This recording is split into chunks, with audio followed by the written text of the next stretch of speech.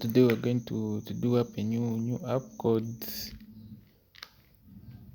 Premise. So this is the Premise app. Click on it.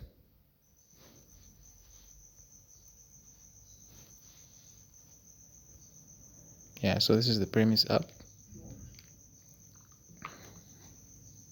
So literally you gain money by doing some surveys, some surveys. There are also these tasks whereby you go to the, let's say, a railway station, you take a photo of the railway station, you even do up some certain questions that will be asked, you'll be clicking on them. So far I've earned 54 Zambian kwacha, and my withdrawals, and so far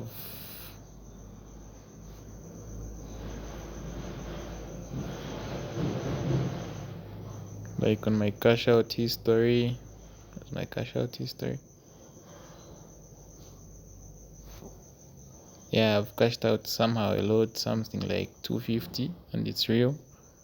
You can recharge you can cash out as airtime, also as MTN money.